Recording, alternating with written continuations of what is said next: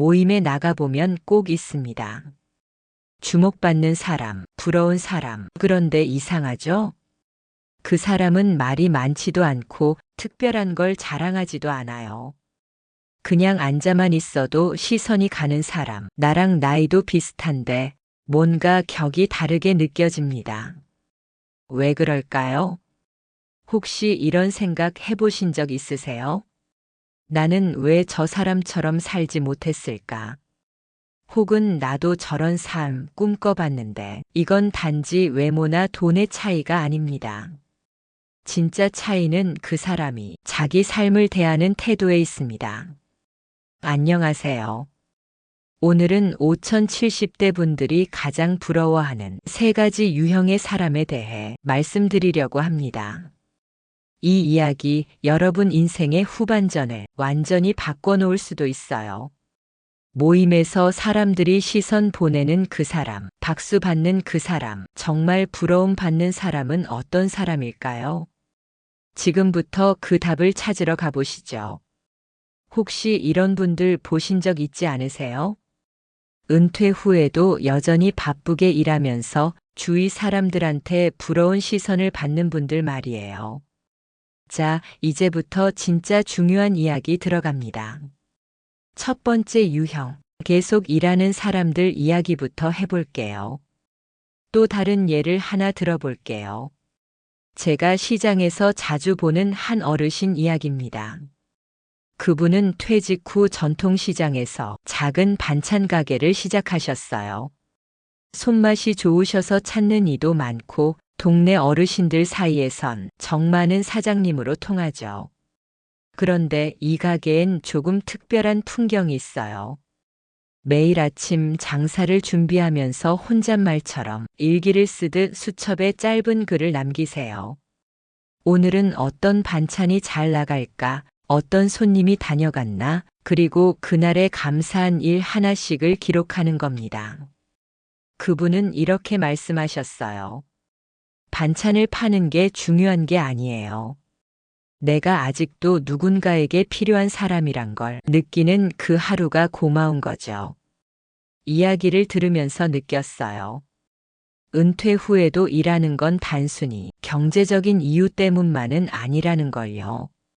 매일 반복되는 일상이지만 그 안에서 의미를 발견하고 자존감을 회복하는 그 모습이 참 인상 깊었습니다. 이분들은 은퇴하고도 일자리를 갖고 있다는 것만으로도 주변에서 부러움을 삽니다. 단순히 돈을 벌기 위해서가 아니라 삶의 의미를 찾기 위해 일하는 분들이죠. 예를 들어볼게요. 제가 아는 한 분은 68세입니다. 대기업에서 35년을 일하고 퇴직했어요. 근데 퇴직하고 나서 딱 6개월 만에 동네 도서관에서 사서 보조로 일하기 시작했습니다. 이유가 뭘까요? 심심해서? 아닙니다. 그분 말씀이 참 인상 깊었어요. 아침에 갈 곳이 있다는 게 이렇게 소중한 줄 몰랐어요. 누군가 나를 기다린다는 것, 내가 무언가에 필요하다는 느낌, 그게 살아있다는 거더라고요. 또 다른 인물도 떠오릅니다. 작은 문화센터에서 미술 수업을 시작한 70대 남성분이 계세요. 은퇴 후 우연히 아내와 함께 그림을 배우러 갔다가 어느새 그곳에 어엿한 수업 조교가 되셨답니다. 정식 교사는 아니지만 초보 수강생 옆에 앉아 물감을 섞는 법, 붓을 드는 손 힘 조절 같은 걸 자상하게 알려주시죠. 수업 끝나면 누구보다 늦게 나가며 캠퍼스 하나하나 정리해 놓고 조용히 불을 끄고 나가는 그 뒷모습이 참 인상 깊어요. 그분은 말합니다. 그림을 잘 그리는 게 중요한 게 아니라 하루에 한 번 마음을 꺼내 볼 수 있는 시간이 있다는 게 행복한 겁니다. 저는 그분의 이야기를 들으며 아, 이렇게 일상이 예술이 되는구나 하는 생각을 했어요. 꼭 돈을 벌지 않아도, 꼭 누군가가 알아주지 않아도 자기가 의미 있다고 느끼는 활동 하나에 인생을 걸고 있는 그 모습 정말 멋지지 않나요? 그분은 매일 아침 정장처럼 단정한 옷차림으로 도서관에 나갑니다. 월급은 많지 않지만 그 자리가 그분의 존재감을 증명해주고 있어요. 그런데 여기서 정말 흥미로운 게 있어요. 이 유형의 사람들을 가까이서 보면요, 참 비슷한 결이 느껴집니다. 삶의 의미를 단순한 여가나 휴식에서 찾기보단 일 안에서 발견해요. 그 일은 꼭 돈을 벌기 위한 게 아니라 누군가에게 필요한 존재로 살아가고 있다는 걸 실감하게 해주죠. 또 사람들과 어울리는 걸 포기하지 않아요. 자원봉사를 하거나 조용히 동네에서 강의를 하기도 해요. 그 과정에서 자연스럽게 몸과 마음을 돌보게 되고 건강도 잘 챙기게 되죠.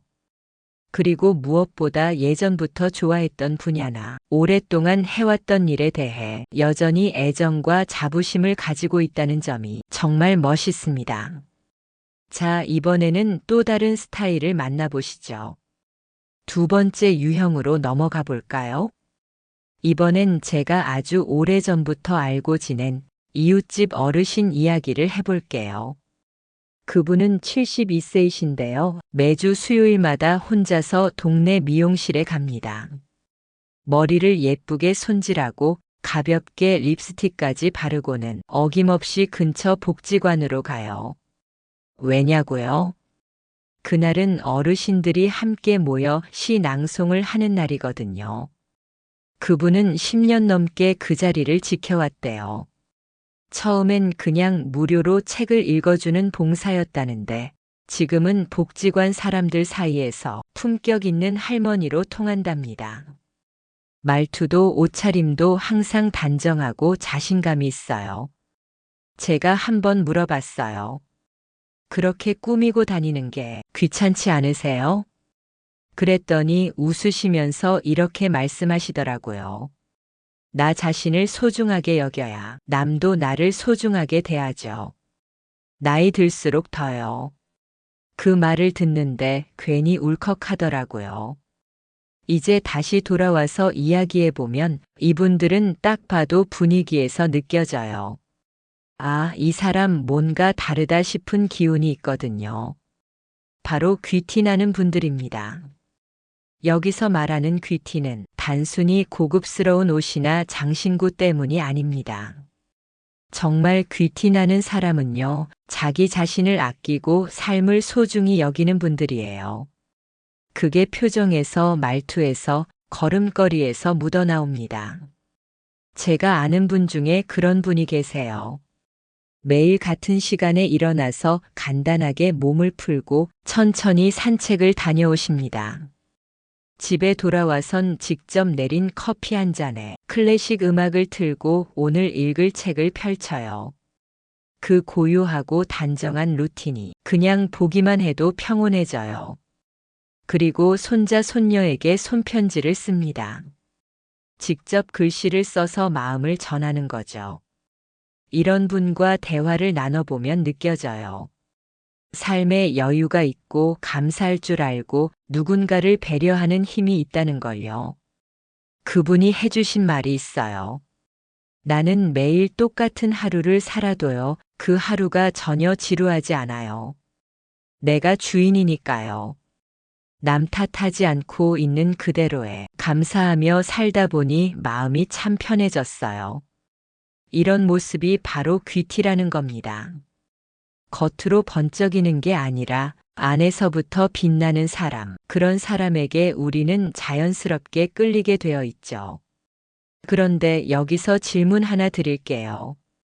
혹시 여러분은 어떤 순간에 가장 자신다워지시나요? 세 번째 유형도 정말 멋있습니다. 이 부분에서 한 가지 이야기를 더 드리고 싶어요. 제가 얼마 전 다녀온 동창 모임에서 한 분이 눈에 띄었어요. 따로 무슨 화려한 걸 하고 있는 것도 아니고 아주 조용히 대화를 나누고 계셨거든요. 그런데 그분 주위엔 사람들이 계속 모여드는 거예요. 이유가 뭘까 했는데 나중에 이야기를 들어보니 그분은 은퇴 후 매일 손수 점심 도시락을 싸서 아픈 배우자와 함께 공원에 가서 식사한다는 겁니다.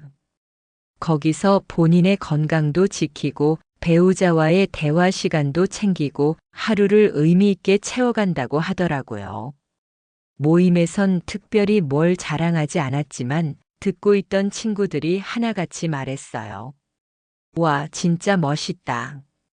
나도 나중에 저렇게 살고 싶다.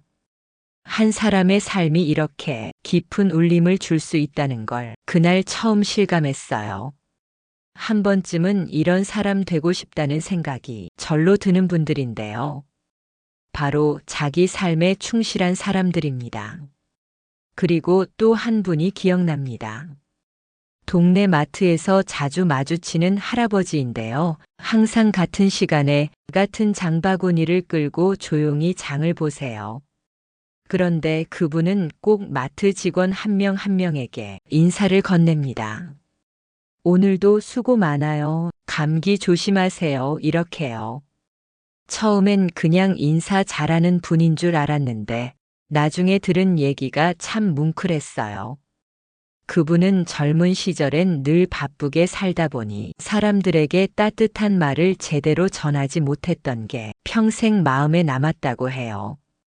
그래서 지금은 하루 한 번이라도 누군가에게 따뜻한 말을 건네는 걸 나의 일이라고 생각하신답니다. 그 이야기를 들으니 저는 그냥 할아버지가 아니라 마음이 있는 어른으로 그분을 다시 보게 되더라고요. 그분처럼 조용히 자신의 기준을 실천하는 모습, 그게 진짜 멋이라는 생각이 들었습니다. 남과 비교하지 않고 자신만의 리듬과 기준으로 살아가는 분들이죠. 이분들과 이야기를 나눠보면 금방 느껴져요. 말수가 많지 않아도 눈빛이 다르고 생각이 정리돼 있고 중심이 잡혀 있거든요. 제가 만난 분 중에는 이런 말씀을 해주신 분이 계셨어요. 요즘은 뉴스도 잘 안 봐요. 세상이 시끄럽고 복잡하잖아요. 근데 내가 집중해야 할 건 그게 아니더라고요. 그래서 이제는 내 삶의 소리에 더 귀를 기울이고 있어요. 그분은 매일 아침 텃밭을 돌보고 아이들에게 책 읽어주는 봉사활동을 하세요. 휴대폰보단 흙을 만지고 SNS보단 사람 얼굴을 더 자주 마주합니다. 하루하루를 자기가 중요하다고 생각하는 일에 쓰는 거예요. 이 유형의 사람들을 보면요, 삶이 단단하다는 느낌이 듭니다. 누가 뭐라고 해도 쉽게 흔들리지 않아요. 자기 안에 분명한 기준이 있고 그 기준을 따라가고 있으니까요. 또 크고 대단한 성취가 없어도 일상 속 소소한 순간에서 행복을 찾아냅니다. 꽃 한 송이, 햇살 한 줌에도 미소를 짓는 사람들이에요. 이런 삶은요, 겉으로 화려하지 않아도 깊은 울림이 있습니다. 그리고 우리는 그런 사람을 보면 왠지 모르게 존경하게 되죠.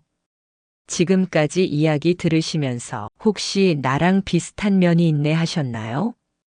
이 세 가지 유형 중 나는 어디쯤에 있을까? 생각해 보셨다면 이미 이 영상이 여러분 안에서 의미 있는 질문을 던졌다는 뜻일 겁니다. 지금부터 드리는 말씀은 조용히 마음속에 새겨보셨으면 합니다. 그 질문에 대한 제 나름의 대답입니다. 혹시 지금 살짝 울컥하셨다면 그건 이 이야기가 당신 마음속 무언가를 건드렸다는 뜻일 거예요. 자, 그런데 여기서 궁금하지 않으세요? 사람들은 왜 이런 세 가지 유형의 사람들을 그렇게 부러워할까요? 그건 단순히 생활이 좋아 보이기 때문만은 아닙니다. 사실 우리가 진짜 부러워하는 건 삶을 자기 손에 쥐고 있는 느낌이에요. 어떤 상황에서도 내가 중심을 잡고 있다는 느낌, 그게 사람을 매력적으로 보이게 만드는 거죠. 그래서 오늘 이 세 가지 유형을 말씀드린 거예요. 어쩌면 우리 안에도 이런 가능성이 숨어 있을지 모르니까요.